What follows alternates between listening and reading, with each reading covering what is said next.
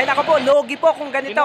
Mahina po yung buga ng kanilang water pump at kaya po tayo nandito para po solusyonan ang kanilang water pump para man lang lumakas at mapuno. Kahit mapuno man lang itong outlet ng kanilang water pump. Tingnan ninyo, no? Halos hindi na mapupuno. Aba, lugi ang pagbabayad ng kuryente kung electric water pump at lugi naman ang pag-krudo kapag makina. Bale, ulitin lang ulit natin. Anda rin. Baka meron lang pong naibara kaya hindi mapuno yung outlet kanina.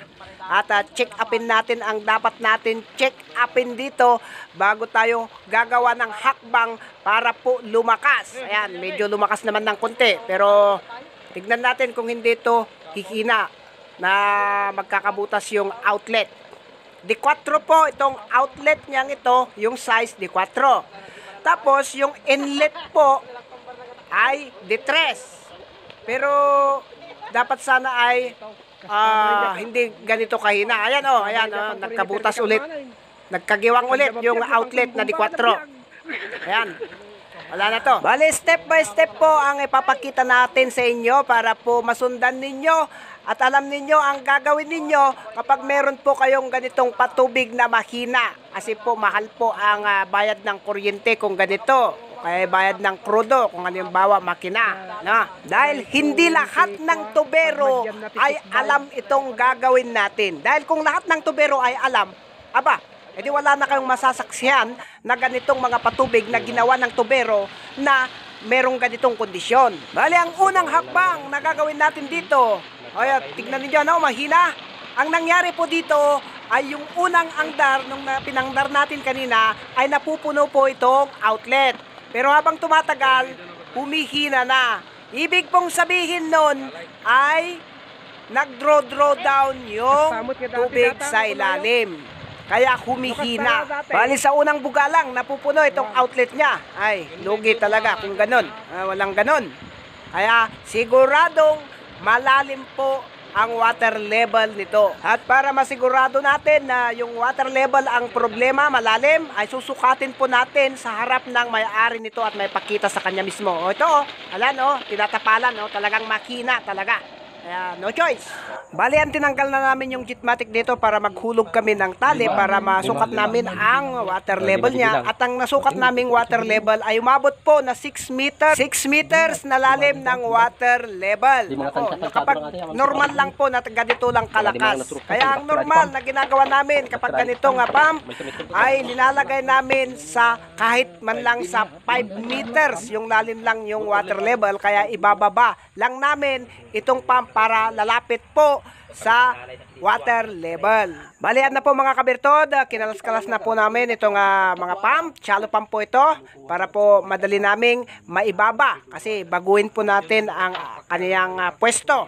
Ito po ang isang pinakamurang diskarte para lumakas ang ibuga ng shallow pump na to. Meron pa pong isang diskarte para lumakas ang buga ng ganitong kondisyon ng poso o patubig na hindi na kinakailangang ibababa pa itong pump na to. Kaya lang po magastos po yung isang diskarte na yon. Pero depende po kung gusto ng may-ari ng ganon na hindi ibababa itong pump na to. Ang gagawin para po lumakas, drillingan po namin ng malalim hanggang makabukas kami ng layer ng tubig na mas malakas para bababaw, tataas po yung water level at hindi magiging 6 meters lang yung lalim ng water level. At kung meron pa pong budget ng may-ari nito, ay di laliman lang ng laliman ng drilling hanggang sa makatama ng layer ng tubig na merong pressure, di kahit hindi nalagyan ng makina o electric motor pump ay kusang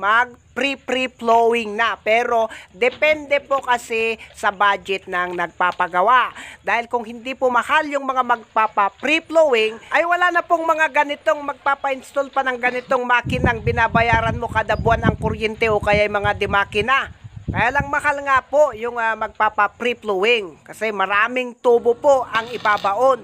Malalim po yung drilling. Bali yan, in-extensionan lang po namin yung Jetmatic, yung tubo ng Jetmatic para dito po sa taas ibumba. Bali yan na. Andito na itong Jetmatic pump lang ang nasa taas. At yung pump na electric motor pump, na shallow pump ay ibinababa namin. Bali 1 meter ang lalim ng hinukay nilang ito. Ayan, para makita ninyo kung ano po ang pinagkaibaan ng buga niya nung nasa taas pa itong electric water pump. Ayan na, nabuhay na po itong Jetmatic pump. Pwede nang angdarin na itong electric water pump. Ayan na, umandar na. Ayan na. O, kitang-kita nyo po ang pinagkaiba. Ayan po, lumakas na po ng konti. Ayan, wala na pong giwang. Ayan. Pero kung gusto niya pong mas lalakas ito, depende po sa may-ari, ay lalaliman pa ang hukay para mas lalapit po yung water pump sa water level. Ayan. Pasensya na po, medyo po malabo ang ating video kasi nga po ang oras na po ngayon ay mga 5:40 na po. Nako, malapit na po nga mamuntik na kaming maabutan ng dilim. Halos maghapong kaming nag-aayos nito. At para hindi masayang ang inyong oras sa panonood ay sasabihin ko po lahat ng mga dahilan ng mga ganitong patubig kung meron yung mga ganitong patubig na mahihina ang ibuga. Unang-una po, baka po mahina yung bukal na tinamaan sa ilalim. Yun po ang solusyonan. Kung mahina po, siyempre laliman ang drilling para makabukas ng ibang mga layer ng tubig na mas malakas. Pangalawa po, kahit po malakas po yung layer ng tubig na nabuksan, kung hindi po naitapat mismo yung dulo ng tubo na naibaon, ay palyado po. Yun po ang isang dahilan kaya palyado. Ang dapat gawin, kinakailangang itapat po yung dulo ng tubo na ibabaon doon sa mismong layer ng tubig na malakas. Pangatlo po ay kapag meron pong singaw, kung nagkakasingaw po ay siyempre hanapin po yung singaw, kinakailangan pong tapalan. Karamihan po yung doon sa pinagdugtungan ng tubo na binaon, doon sa kupling, doon lagi nagkakasingaw. Kaya i-sure hit po kapag magbaon po ng tubo. Panglima po yung pump, kung halimbawa luma na yung impeller, siyempre mahina na po ang paghihigop. Siyempre ayusin po yon, palitan ng bago para maging kondisyon. Pang-anim po, kahit po malakas po yung bukal na tinamaan sa ilalim ng lupa, kung meron pong naibabara sa ilalim, nababarahan yung mga daanan ng mga tubig, ay siyempre po yun po ang ayusin, tusukin ulit para po matanggal yung mga naibabara sa mga daanan ng mga bukal o tubig sa ilalim. At pang-pito po, gaya po ng naging kondisyon nito na malalim po yung water level niya na naging 6 meters, ay ibaba pa lang po yung pump para po lumapit sa water level. Ano ito po yung may-ari? Na kaibigan, malakas na. Bali yan po ang sinabi ng may-ari. Ito po yung may-ari na nagpag-ayos nito. Si John Gallardo from Barokbuk, Quezon, Isabela. Yan po, inapruban niya na. Okay na daw. Yung ganito pong setup ng shallow pump, kaya po tinatapalan yung outlet. Kapag tinatapalan po bago bukayin o angdarin, ay automatic po na wala pong linagay na check valve. Kasi nga po, wala pa po kaming linagay dito na check valve. Marami pa po tayong mga gagawing mga tutorial tungkol po sa mga poso, patubig, mga tutorial na step by step.